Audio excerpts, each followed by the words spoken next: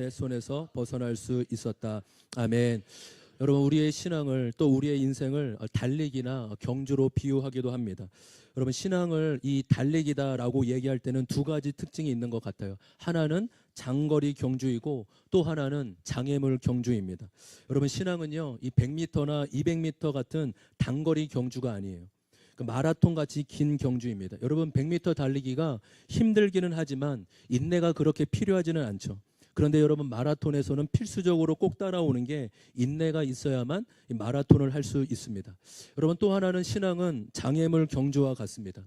그냥 평탄한 길을 걸어가는 것이 아니라 장애물이 있기에 뛰어넘기도 해야 되고 또 헤쳐나가야 될 때도 있다라는 거죠. 가다 보면 물 웅덩이도 만나고 또 허들도 만나고 또 발목이 잠기는 모래밭도 나오고, 순조롭지 않는 겁니다. 그러니까 빨리 달린다고 해서 이기는 경주가 아니에요. 장애물을 잘 극복하고 대처 능력도 있고 힘든 과정을 잘 감당하는 선수가 이기는 것이죠. 여러분, 그래서 신앙이 장거리 경주고 또 장애물 경주다. 이것이 우리의 인생이고 믿음의 여정임을 잘 또 마음에 새기며 대비하고 인내가는 은혜가 있기를 소망합니다. 우리가 계속 한 3주 정도 에스라서 말씀을 나누고 있죠. 여러분, 에스라에서에 나오는 사람들은 하나님을 믿는 사람들이죠. 그러니까 하나님을 위해 부르신 사명을 위해 살아가길 원하는 사람입니다. 그런데 그들의 삶에도 끊임없이 어려움과 고비들이 주어져요. 그러니까 하나님을 믿으면, 야, 하나님 믿으면 이렇게 잘 돼. 야, 하나님 믿으면 이렇게 형통해. 이렇게 보여주면 좋은데 그게 아니라 똑같다라는 거예요. 세상 사람들처럼 똑같이 어려움도 당하고 똑같이 고비도 만날 때가 있다라는 거죠. 여러분, 그런데 여기에 놀라운 신비가 있다는 거 아십니까? 인간은요, 자신이 잘 나가고 힘이 있을 때는 하나님을 찾거나 도움을 구하지 않아요. 그냥 자기 잘난 맛에 자기 힘으로 살아가죠. 그러나 내 힘으로 되지 않을 때, 모든 가능성이 무너졌을 때 자신이 아니라 비로소 하나님을 찾게 되고 하나님께 나아가게 되는 것입니다. 잘 나갈 때 하나님을 만나는 사람은요, 거의 없어요. 인생의 고난을 만날 때, 자신의 한계와 자신의 어려움을 당할 때 하나님을 만나는 경우가 거의 대부분인 것이죠. 그래서 여러분, 우리가 이 에스라서를 묵상하면서 마치 우리의 인생을 보는 것 같아요. 산 넘어 산입니다. 이제 좀 괜찮겠지, 이제 좀 평탄해지겠지 하는데 또다시 장애물이 등장하는 것이죠. 여러분, 그럼에도 놀라운 사실은 그때마다 도우시는 하나님의 손길이 임하신다는 겁니다. 할렐루야. 어려움이 있다고요, 고비가 있다고요. 그러나 그럼에도 그때마다 때마다 도우시는 하나님의 손길, 하나님의 손이 믿는 백성 위에 함께하고 계심을 믿습니다. 그래서 오늘도 우리의 삶을 도우시고 인도하시는 하나님의 손길이 함께하고 있음을 믿습니다. 여러분, 오늘 읽은 에스라 8장 배경은 이렇습니다. 몇 번 이제 반복해 드렸는데 오늘도 한 번 더 좀 말씀드리도록 할게요. 한번 사진 한번 보실까요? 구약의 역사가 지속되면서 이 왕이 다스리는 때가 있었죠. 그래서 첫 번째 왕이 사울, 다윗, 솔로몬입니다. 사울, 다윗, 솔로몬. 따라해 볼까요? 사울, 다윗, 솔로몬. 그러니까 각각 40년씩 그렇게 120년 동안 그렇게 세 왕에 걸쳐서 이렇게 이스라엘이 다스려지게 됩니다. 그런데 솔로몬 왕이 죽고 나서, 그러니까 BC 기원전 930년 정도 됩니다. BC 930년에 솔로몬이 죽고 나서 두 개의 나라로 나누게 되죠. 바로 넘겨주지 마시고 해야지. 북이스라엘과 남유다입니다. 북이스라엘과 남유다. 그래서 북이스라엘은 시간이 지나서 아수르라는 제국, 여러분 이건 역사적인 사실이에요. 아수르라는 제국에 의해서 망하게 되고, 이 남유다는 조금 더 길이가 길죠. 그렇죠? 조금 더 나라가 존속되다가 586년에 BC 586년에 바벨론 제국에 망하게 됩니다. 여러분, 성경은 구약의 이스라엘이 망하게 된 것이 힘이 없거나 약해서가 아니라고 합니다. 그 원인은 생명의 근원이신 하나님을 떠났고 하나님을 잃어버렸기 때문에 망한 것이라고 얘기해요. 다시 한번요. 성경은 사람이 힘이 없고 사람이 약해서 망한 것이 아니라 생명의 근원이신 하나님을 떠났고 잃어버렸기 때문에 망한 것이라고 성경에 얘기하고 있는 것이에요. 여러분, 남유다가 어디 나라에 망했죠? 남유다가 어디 나라에 망했어요? 바벨론에 망했는데 한 가지 기억해야 될 사실이 있습니다. 여러분, 하나님의 백성에게는 망한 게 아닙니다. 망한 것처럼 보이지만 그 망함 안에도 하나님의 숨겨진 뜻이 있다라는 거죠. 어떤 뜻입니까? 바로 하나님께 돌아오게 하려는, 얘야, 너 인생에 정말 중요한 게 무엇인지 아니? 인생에 정말로 빠지지 않고 소중한 것이 무엇인지 아니? 라고 가르쳐 주시려는 하나님의 뜻과 하나님의 계획이 담겨져 있음을 믿습니다. 이렇게 나라가 남유다가 망했습니다. 한번 넘겨볼까요? 그래서 포로로 잡혀가게 되는 거예요. 이 사진처럼 바벨론에 그 당시에 우리 바벨론 문명 나오잖아요. 바벨론에 가장 힘이 셌는데 포로로 잡혀가서 70년간 포로 생활을 하게 됩니다. 그리고 하나님의 약속대로 한번 포로 70년을 마치고 고국 예루살렘으로 돌아오게 됩니다. 근데 여러분 보세요. 이렇게 하나님께서 나라가 망하고 바벨론에 망하고 다시 예루살렘으로 돌아오게 되는데 70년 만에 돌아오게 되는데 한 번에 돌아온 것이 아니라 세 번에 걸쳐서 돌아오게 된 거예요. 여러분 우리가 이 배경을 조금 어려울 수 있지만 또 이제 처음 오신 분은 조금 어려울 수 있지만 꼭 이해를, 왜냐하면 여러분 구약에 시편 다음에는 다 역사서와 예언서가 다 이 배경으로 나오는 거예요. 역사서 어렵잖아요. 근데 예언서의 배경이 바로 이런 배경에 있구나라고 이해를 하시면 너무 좋을 것 같습니다. 세 번에 걸쳐서 돌아오는데 1차로는 BC 537년에 수룹바벨을 중심으로 돌아오게 되고 2차 때는 80년이 지나서 에스라를 중심으로 돌아오게 됩니다. 그리고 3차 때는 느헤미야를 중심으로, 그래서 느헤미야서가 또 성경 구약에 있지 않습니까? 이 느헤미야를 중심으로 남유다로 돌아오게 됩니다. 그래서 왜 이 말씀을 드리냐? 오늘 함께 읽은 이 8장의 말씀이요, 에스라를 중심으로 돌아온 2차 기한을 배경으로 하고 있다라는 거예요. 1절과 2절, 8장 1절과 2절 같이 한번 읽어보도록 하겠습니다. 성경책 있으신 분은 성경책 읽으시고요, 없으신 분은 앞에 보시면 됩니다. 1절 2절 같이 한번 읽을까요? 시작. 아닥사스다 왕이 다스릴 때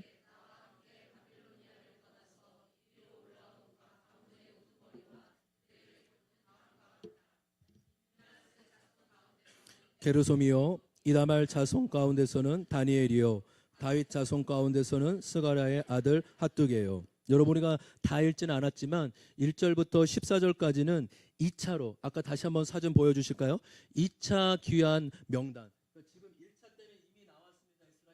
2차 귀환, 누가 2차 때 귀환했는지 그 대표자들과 인원들이 8장에 나오는 거예요. 그 인원을 더하면 남자만 1,700명 정도 됩니다. 그러니까 여자들과 어린아이를 더하면 대략 5,000명 정도 되었을 거라고 여겨집니다. 근데 여러분 다시 한번 사진 그 다음 거 보여주실까요? 네. 그러면 1차 때 포로에서 귀환한 사람이 예루살렘에 돌아온 사람 1차 때는 몇 명이죠? 그렇죠. 귀환자가 몇 명이에요? 49,000, 그러니까 대략 5만 명 가까이 됩니다. 그렇죠. 근데 2차 때 돌아온 사람은 몇 명 정도죠? 그러니까 1,700명 정도. 그러니까 남자만 1,700명 정도고 뭐 자녀와 아내까지 하면 뭐 5,000명 대략 정도 될 겁니다. 여러분 한번 보십시오. 1차 때 귀환한 숫자에 비하면 10분의 1도 안 되는 적은 규모입니다. 여러분 어쩌면 당연할지도 모릅니다. 왜냐하면 지금 다시 한번 좀 여기까지만 좀 어렵습니다. 오늘 말씀이 퀴즈입니다. 그러니까 1차 포로로 잡혀간 돌아온 다음에 몇 년 뒤에 2차 포로 귀환이 일어난 거라고요? 이제 바로 다시 한번요. 1차 포로 귀환 때 지난 다음에 언제 돌아온 거라고요? 80년. BC 이렇게 해야 됩니다. 제가 BC 538년에 1차 때 돌아왔다고요. 근데 2차 때는 언제 돌아왔어요? 458년. 그럼 몇 년 차이죠?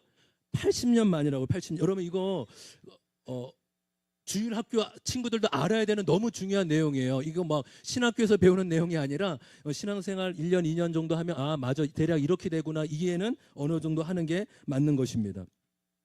여러분 보세요. 그러면 70년 동안 포로 생활했고 80년 만에 온 겁니다. 그러면 총 몇 년 만에 온 거죠? 그렇죠. 포로로 잡혀간 지, 그렇죠. 바벨론의 포로로 잡혀간 지 150년이 지난 시점이라는 거예요. 여러분 1차 때는 그래도 고향을 그리워했던 사람, 그 성전을 그리워했던 사람들이 고향으로 돌아왔습니다. 그런데 지금 이 사람들은 자신의 고향이 예루살렘이 아니라고요. 바벨론에서 태어났어요. 태어나 보니까 바벨론이고 끌려간 그곳에 태어난 사람들입니다. 그들에겐 그곳이 고향이고 자란, 그러니까 삶의 모든 기반이 바벨론에 있었기 때문에 바벨론의 문화나 페르시아의 문화가 더 익숙할 거예요. 그러니까 이들에게요, 이 예루살렘으로 돌아갈 명분이나 이유가 없었어요. 왜요? 지금 바벨론에서 안정된 삶을 살고 있거든요. 지금 예루살렘은 다 망했어요. 황폐한 땅이라고요. 거기에 돌아갈 이유가, 눈을 뜨시고요. 우리 좀 피곤하실 텐데 눈을 그래도 잘 뜨시고, 1차 때는 그래도 우리의 조상 고향이고 할아버지의 고향이니 나하고는 크게 상관이 없는 일이라 여길 수 있다라는 것입니다. 근데 여러분, 오늘 본문에 어떠한 일이 일어납니까? 그들이 안정된 삶을 포기하고 하나님이 부르신 예루살렘으로 돌아왔다라는 것이에요. 그러니까 우리에게는 이 8장, 이 명단 나오고 족보 나오면 재미가 참 없는데, 이것을 기록한 에스라는 다르다고요. 한자 한자 적으면서, 맞아, 이 민족, 이 가문이, 이 지파가 나와 함께 고국 예루살렘으로 돌아왔지, 안정된 삶도 포기하고 하나님의 부르심 따라 고생을 사서해서 이곳에 왔지 라고 하면서 한자 한자 적으면서 감동과 감격으로 그렇게 편지를 그렇게 기록하고 있음을 보고 있습니다. 여러분, 저와 여러분이 사는 인생도 두 갈래 길이라는 거예요. 바벨론에서 그냥 잘 먹고 잘 사느냐, 아니면 때로는 험난하지만 하나님의 부르심의 인생을 살아가느냐, 늘 결정에 놓이게 됩니다. 그냥 눈에 보이는 세상이 전부일 줄 알고 이 세상만 붙들고 살 것인가, 아니면 눈에 보이지는 않지만 만져지지는 않지만 영원한 하나님 나라를 붙들고 살 것인가. 바로 이 두 갈래길에 인생의 결정과 선택이 달려있는 것이죠. 여러분은 어떠한 두 갈래길 중 어떠한 길을 걸어가고 싶으십니까? 어제 저녁에 이 장례식장에 갈 일이 있어서 한국병원 장례식장에 다녀왔어요. 이 조문을 마치고 나오는데 한쪽 공간에서는 찬송가와 예배드리는 소리가 났습니다. 또 한쪽 공간에서는 목탁을 두드리는 소리가 났어요. 마치 이 찬송가가 커지면 이 목탁 소리가 더 크게 하려는 것처럼 뭔가 막 종교 배틀 분위기, 그런 거 분위기가 났습니다. 어떤 사람들은 그것을 보며, 아, 종교가 이쪽 장례식과 이쪽 장례식이 종교가 서로 다르구나, 기독교와 불교이구나, 보통 이렇게 생각을 하죠. 여러분, 그러나 우리 그리스도인들은 기독교를 하나의 종교라고 보지 않습니다. 저 또한 기독교가 종교라면 저의 인생 전체를 걸고 이렇게 목회자의 길을 걸어갈 이유가 없습니다. 여러분, 기독교는 종교가 아니라 진리입니다. 저는 진리가 아니라면 이렇게 신앙생활, 저와 여러분이 이 좋은 시간에 왜 이렇게 있어요? 1년에 한두 번 절에 가는 것처럼 교회 오면 되지, 우리가 매주 또 매주 중에도 애쓰고 하나님 앞에 시간과 물질과 에너지를 드리는 이유가 무엇입니까? 기독교가 종교가 아니라 진리라고 믿기 때문인 것이죠. 여러분, 성경은 유일하게 인간의 죽음의 원인에 대해 말하고 있어요. 왜 인간은 죽을 수밖에 없느냐? 왜 인간은 죽음을 맞이하느냐? 성경은 인간이 생명의 근원이신 하나님을 떠났기 때문에 죽음에 놓여지게 됐다고 말합니다. 여러분, 여기 화분 있잖아요. 예쁘잖아요. 제가 이거 하나 뗐어요. 여러분, 이 화분에서 풀처럼 지금은 살아있지만 이거 살아있을까요? 죽었을까요? 살아있습니까? 죽었습니까? 죽었죠. 살아있는 것처럼 보이지만 흙에서 잘라져 나오는 순간 죽은 겁니다. 왜요? 생명의 근원이 흙에서 있기 때문인 것이죠. 여러분, 성경은 모든 생명을 가진 모든 피조물의 생명의 근원이 하나님이심을 말씀해주고 있습니다. 여러분, 부모님들은 아시잖아요. 아이가 태어날 때, 여러분, 자녀는 우리가 만들어낸 게 아니에요. 우리의 자녀는 우리가 만들어낸 게 아니잖아요. 그렇죠? 생명의 신비인 거죠. 생명은 말로 설명할 수 없습니다. 왜냐하면 생명은 오직 하나님의 영역이기 때문인 것입니다. 할렐루야.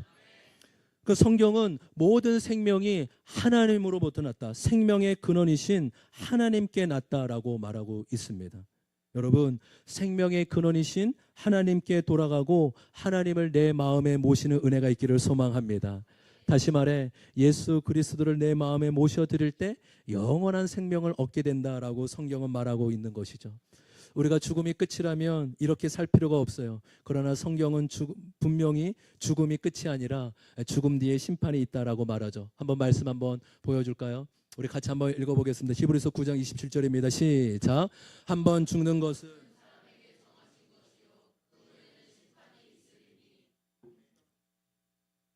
히브리서 9장 20절 말씀 다 외우셨으면 좋겠어요. 한번 죽는 것은 사람에게 정해진 이치잖아요. 그렇죠? 그 누구도 죽음을 피해갈 수 없습니다. 근데 그 죽음이 끝이 아니라 심판이 있다라고 성경은 말씀해주고 있는 것입니다. 여러분, 그 심판을 맞이할 때 영원한 생명 되시는 예수 그리스도를 믿고 의지하는 자는 천국에서 영원히 하나님과 거하는 삶을 살게 되는 것입니다. 그러나 이 땅에서 하나님과 단절되어 생명이 없는 자는 영원한 지옥에서 영원히 고통을 맞이할 수밖에 없는 것이죠. 여러분, 그렇기에 우리가 오늘 말씀을 봤을 때 야, 이들이 왜 편안하고 누릴 수 있는 바벨론을 떠날까? 왜 황폐한 땅 사서 고생을 할까? 그렇게 인간적으로 보면 어리석어 보일 수밖에 없습니다. 그러나 바벨론 같은 이 세상이 전부가 아니라 영원한 세상, 하나님의 나라가 있다면 이것은 완전히 역전된 것이죠. 그들이 다 버리고 갔지만 성경은 이들의 명단과 족보를 기록하고 있어요. 그 이유가 무엇입니까?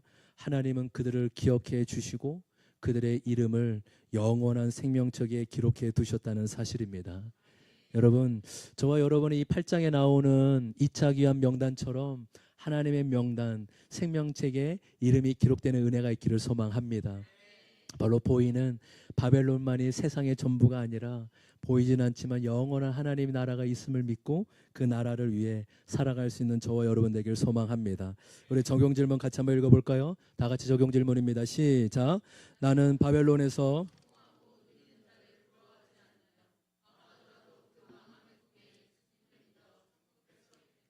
복된 인생이라고 여기나요? 나는 무엇을 부러워하는 인생인가요? 여러분, 우리가 여기서 한번 생각해 볼 부분이 있습니다. 아까 말씀드린 대로 2차 기한 때 돌아온 자가 한 1,700명 정도 된다고 말씀드렸죠. 그들은 태어난 곳이 예루살렘이 아니라 바벨론입니다. 바벨론이 더 편하고 안정된 곳이라고 말씀드렸어요. 물론 제가 말씀드린 것처럼 하나님의 부르심과 말씀하신 곳이 있기에 내려온 것이 정답이기도 하죠. 그러나 여러분, 좀 더 현실적인 이유가 있지 않을까요? 좀 더 구체적인 이유가 있지 않을까요? 그 이유를 찾는다면 그들은 부모님의 신앙을 통해 자신들도 영향을 받고 신앙을 갖게 되었다는 사실이에요. 그러니까 하나님의 은혜입니다. 이거는 정답이고요.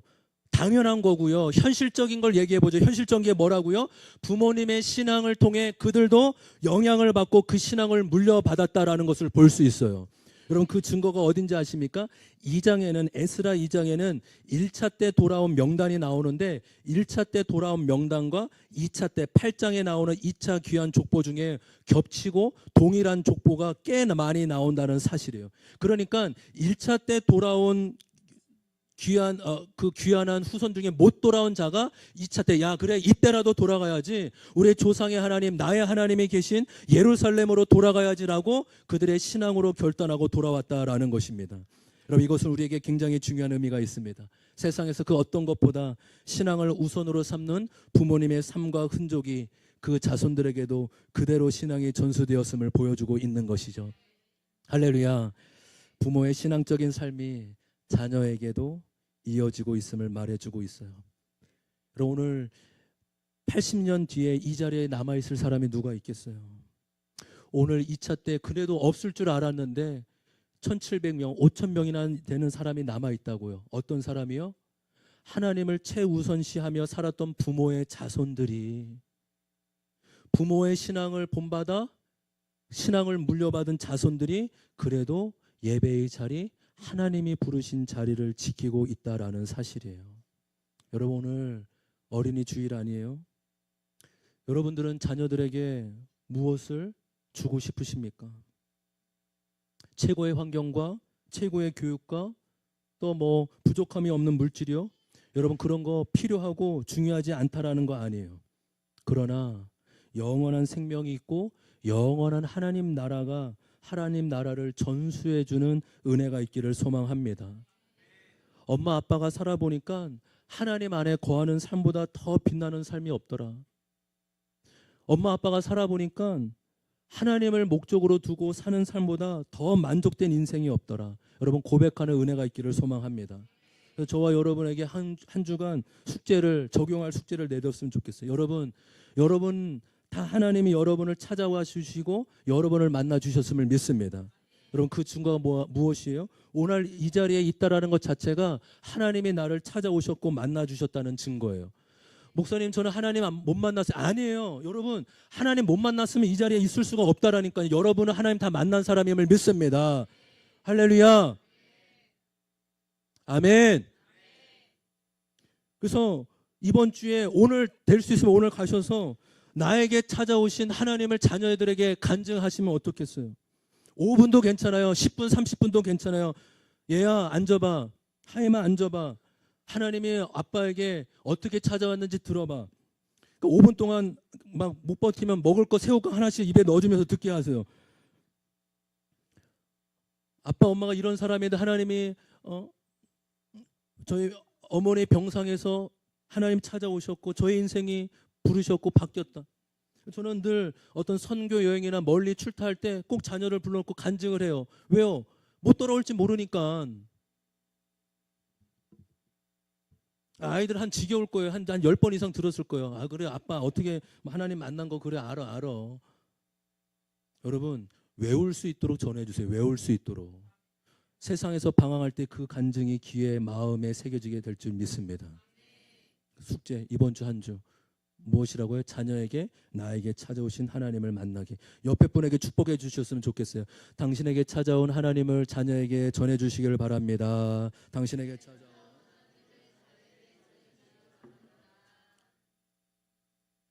여러분 놀랍잖아요. 이 어떻게 돌아왔나? 아 그렇구나. 그들이 부모님의 신앙을 본받고 영향을 받아 그들도 믿음을 지키고 있었구나. 이것이 놀라운 우리에게 주는 메시지입니다. 우리 21절 말씀.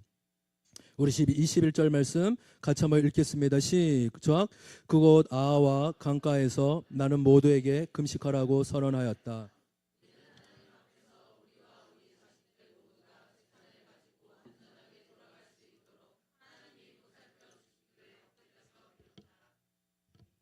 여러분 이제 돌아갈 2차로 귀환한 사람들이 모여졌고 출발을 앞두고 있는 상황입니다. 그때 에스라가 사람들을 불러놓고 말합니다. 여러분 이제 길을 떠나야 됩니다. 고국 예루살렘까지 돌아가는데 무사히 잘 도착할 수 있도록 우리 하나님의 도우심을 구합시다. 다 함께 금식하며 기도합시다. 그렇게 금식을 선포하고 먼저 기도하는 데 힘을 씁니다.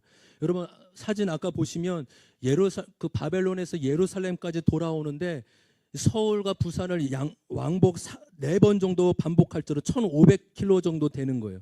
그러니까 그 당시에는 차도 없잖아요. 그러니까 걸어서 4달에 걸쳐서 여러분 걸어가야 되는 아주 먼 거리입니다. 1500km 정도 되는. 그러니까 그때 연약한 자녀, 어린 자녀들도 있을 것이고 누가 보더라도 험난한 길일 것입니다. 여러분 한번 생각해 보세요. 우리가 몇십 명, 몇백 명만 한 지역을 떠나 수련회를 간다, 또 선교여행을 간다 하더라도 많은 준비와 수고가 필요하지 않습니까? 근데 지금 이들이요 아이들을 포함해 5천 명 가까이 이동하려고 하니 얼마나 긴장이 되며 할 게 많겠어요. 근데 지금 에스라는 어떤 준비와 수고보다도 하나님께 기도하는데 온 마음을 쏟고 있다라는 사실이에요. 여러분 준비할 게 얼마나 많겠냐고요. 계획해야 되고 이렇게 해야 되는데 근데 그것보다 하나님이 지켜주지 않으면 우리가 나아갈 수 없습니다. 우리에게 어떤 일이 일어날지 모릅니다. 하나님 우리를 보호하여 주십시오. 우리를 지켜 주십시오. 그들이 기도하고 있다라는 사실입니다. 여러분 아무리 잘 준비한다 하더라도 어떤 일이 닥칠지 모르잖아요. 지금 그들이요 사람만 저를 보세요. 예. 나 오늘 물치 파마했네. 예쁘게 머리도. 예, 저를 잘 보시고. 여러분 이들이 지금 몸만 가는 게 아니라 뭐와 함께 가는 거죠?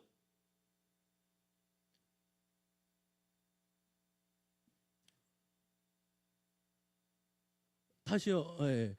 우리 본문 읽었잖아요. 오늘 이들이 몸만 돌아가는 게 아니라 무엇과 함께 돌아가는 거예요. 그러니까 어떤 재산이에요? 금은 막 그릇 막 뭉태기 막 이렇게 막 나오잖아요. 막 엄청 나오잖아요. 맞다고 하잖아요. 그렇죠? 25절 26절 한번 보세요. 25절 26절 제가 읽어드릴게요. 내가 그들에게 달아준 것은 음이 650달란트요 은그릇이 100달란트요 금이 100달란트요 전체 무게가 1000다릭 나가는 금그릇 20개요 귀한 금처럼 번쩍거리는 녹그릇이 2개였다. 여러분 26절에 보시면 금이 100달란트라고 하는데 이게 무게로만 3,400kg이라고 합니다. 여러분 금이 3,400kg 어마어마한 양 아니에요? 뭐 우리는 금 1kg만 있어도 가져도 좋겠다 했는데 3,400kg라니. 그럼 이들이 성전에서 예물로 드리는 양이 정말로 많다라는 겁니다. 여러분 그러면 이들이 간다고 했을 때 소문 났을 것 같아요? 안 났을 것 같아요? 당연히 나죠. 이들을 노리는 사람이 얼마나 많겠어요. 고대 시대에 보면 뭐 아라비안 나이트 이런 거 있잖아요. 바위나 산 같은 데 숨어 있다가 매복하고 있다가 약탈해 가고 도적들. 그렇죠. 남자들은 다 죽이고 여자와 어린아이들은 다 빼앗아가는 그런 강도들이 얼마나 많았겠냐고요. 그러니까 이들이 결코 쉬운 여정이 아니라 목숨을 담보로 건 여정이라는 거예요.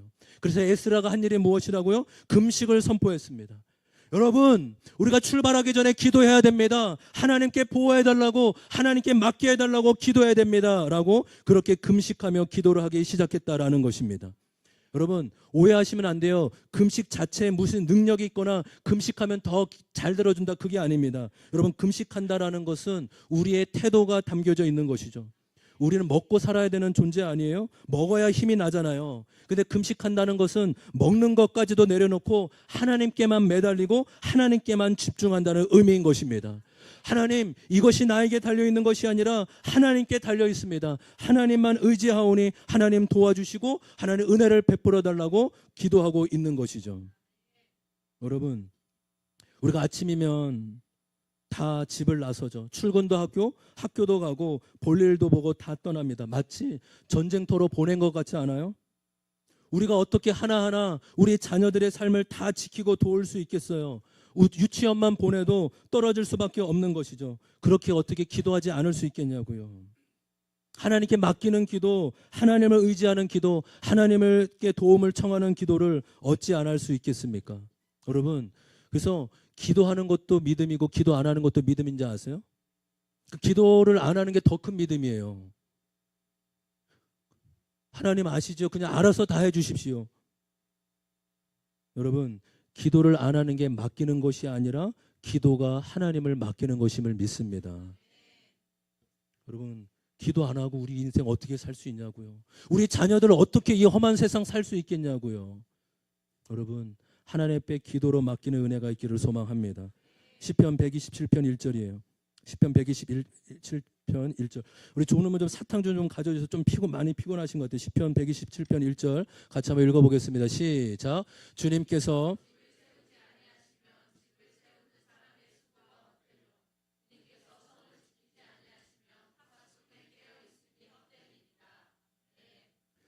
내가 아무리 열심히 집을 지킨다 하더라도 하나님이 지켜주시지 않는다면 그 깨어있음도 헛된 일이라고 합니다. 우리 이 말씀을 좀 마음에 새기는 은혜가 있었으면 좋겠어요. 1년 농사를 열심히 준비하고 밭도 갈고 씨도 뿌렸습니다. 이제 열심히 준비하고 수고했으니 열매만 맺으면 되겠죠? 아니에요. 비가 알맞게 내려져야 합니다. 비가 너무 많이 와서도 안 되고 너무 적게 와서도 안 되죠. 결국 농사의 열매는 하늘의 비에 달려 있다고 볼 수 있는 것이죠. 학생이 고3 내내 열심히 수능을 준비하고 공부했습니다. 후회함이 없을 만큼 난 이렇게 열심히 공부할 수 없어. 난 후회 못해 라고 그렇게 열심히 했어요. 근데 수능 당일날 배탈이 난 것이에요. 그러면 몇 년의 수고가 물거품 된 거 아니겠습니까? 우리는 하나님의 은혜와 도우심이 필요한 존재임을 믿습니다. 하나님 내 삶을 지켜주시고 복되게 하여 주시옵소서. 주님 내 삶을 주님의 의로운 손으로 붙잡아 주시옵소서. 여러분 잘 들으세요. 이건 기복신앙 아니에요. 창세기에 나오는 모든 인간은 하나님의 복을 받아야만 살 수 있는 존재인 것입니다. 그러니까 이 한 끗이요 얼마나 큰 차이인지 몰라요. 나 잘되기 위해 구하면 기복이고요. 잘 들으세요. 하나님 내 자녀 좀 잘되게 해주세요. 좋은 대학, 좋은 직장 좀 아이도 막 숨풍숨풍 낳고 하는 일만 다 잘되게 해주세요. 그건 기복신앙이라고요. 근데 하나님 저는 하나님의 도우심 없으면 살 수 없습니다. 하나님 저는 하나님의 생명, 하나님의 돌보심이 없으면 그 은혜로만 살아갈 수 있는 자입니다. 이것은 복을 구하는 인생인 것입니다. 저와 여러분이 기복신앙이 아니라 하나님의 복을 구하는 은혜가 있기를 소망합니다. 하나님 함께 고백해 볼까요? 주여 나를 불쌍히 여겨 주시옵소서. 주여 나를 긍휼히 여겨 주시옵소서. 이건 좀 액센트가 필요해요. 그냥 주여 나를 불쌍히 여겨 이렇게 아니야. 주여 나를 불쌍히, 그러니까 주여의 포인트가 있고 나를 불쌍히의 포인트가 있는 거예요. 그렇죠? 주여 나를 불쌍히 여겨 주옵소서 이렇게 하는 거죠. 한성 한번 따라 볼까요? 주여 나를 불쌍히 여겨 주옵소서. 호흡이 안 맞았어요. 호흡이. 그래 우리 다 함께 주여 나를 긍휼히 여겨 주옵소서. 주여 나에게 충만한 은혜를 주옵소서. 할렐루야. 하나님은 창세기 우리 인간을 지으면서 애프터 서비스로 짓고 생명 주고 끝난 게 아니라 너는 나의 복을 받아야만 살 수 있는 존재야. 나의 생명, 나의 지혜, 나의 충만함이 너의 삶 가운데 있기를 원한다. 주님 우리에게 말씀해 주세요. 저와 여러분이 잘 되기 위함이 아니라 우리가 하나님의 존재로 살아가기 위해 하나님의 충만한 복을 구하는 은혜가 있기를 주님의 이름으로 소망합니다. 우리 마지막으로 22절의 말씀이에요. 22절 말씀. 우리 마지막으로 22절 다 함께 먼저 23절 읽고 하나님이 그렇게 간절한 에스라와 민족들의 기도에 응답해 주셨음을 볼 수 있죠. 23절 같이 한번 읽을까요? 시작. 그래서 우리는 금식하면서 안전하게 하나님은 우리의 기도를 들어주셨다. 아멘. 31절도요. 이제 31절은 그 여정을 4달간의 여정을 마친 그 다음에 고백이에요. 31절도 같이 한번 읽겠습니다. 시작. 첫째 달 12일에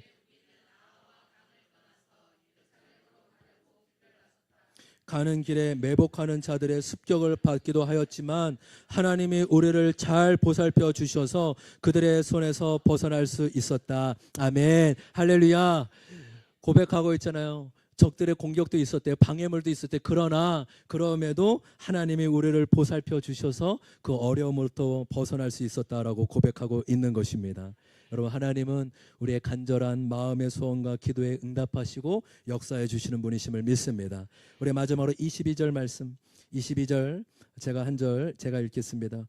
왕에게는 우리가 이미 하나님을 찾는 사람들은 하나님이 잘 되도록 보살펴 주시지만 하나님을 저버리는 자는 하나님의 큰 노여움을 피하지 못한다고 말한 바가 있어서 우리가 돌아가는 길에 원수들을 만나게 될지도 모르니 보병과 기병을 내어 달라는 말을 부끄러워서 참아할 수 없었다. 여러분 에스라가 참 멋진 사람이에요. 지금 에스라가 금식하며 기도하는 이유가 22절에 나와요.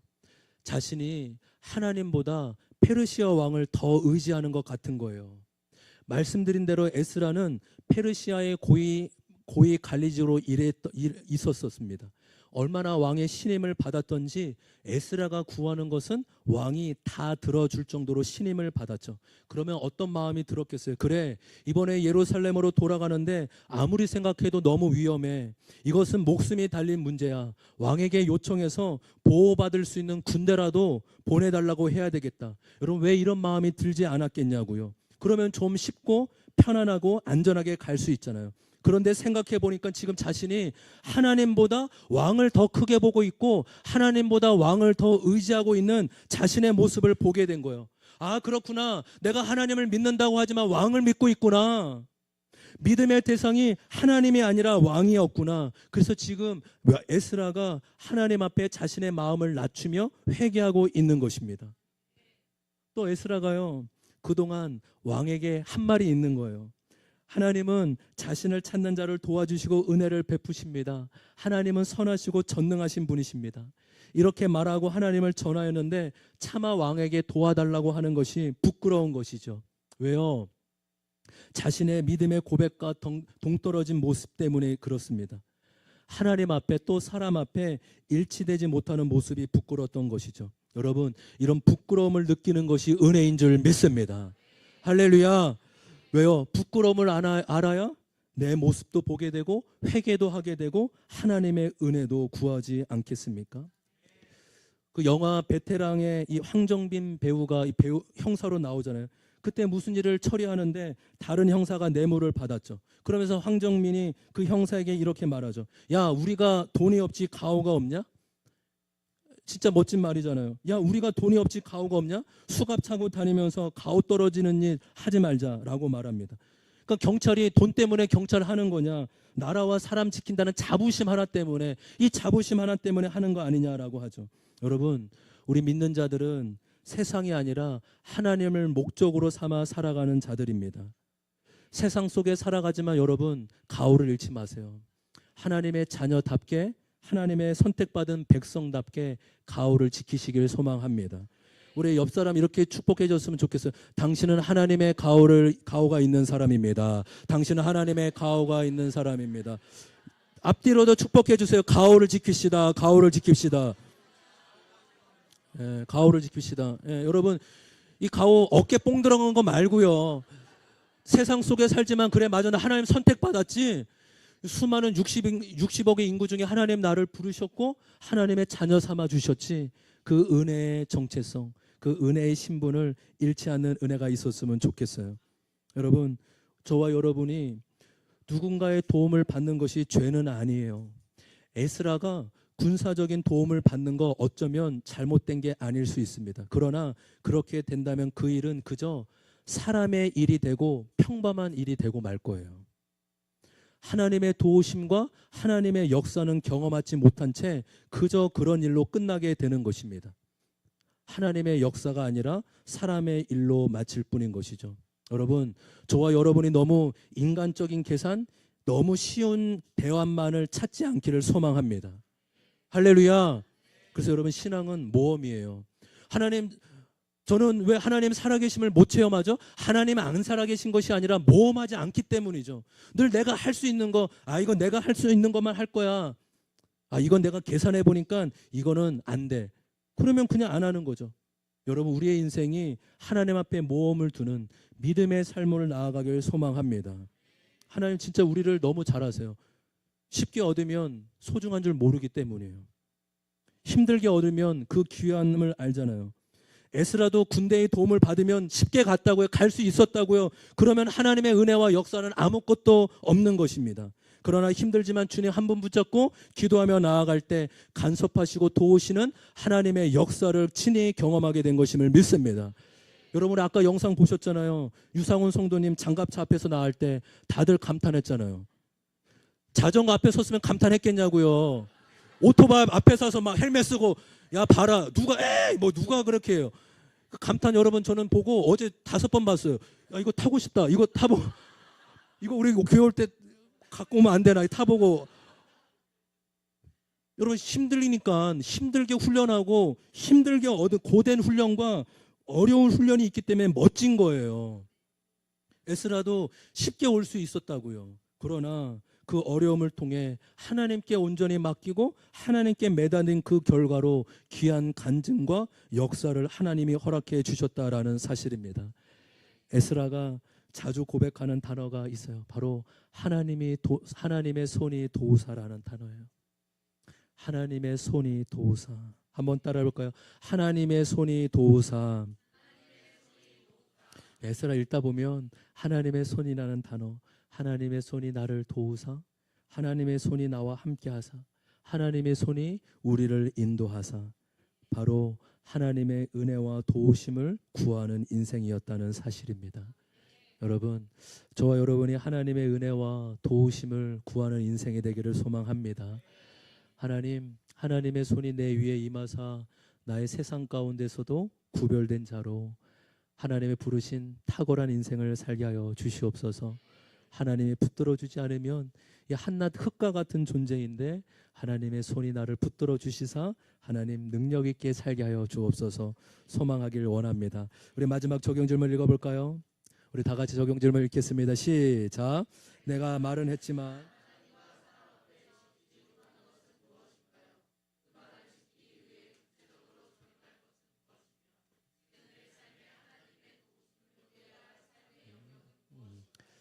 우리가 이 에스라처럼 자신의 왕에게 한 말 때문에 자신의 신앙을 지킨 것처럼 우리도 계속적으로 일치된 삶을, 하나님과 우리의 삶이 일치된 삶을 살아가는 은혜가 있기를 소망합니다. 우리 다 같이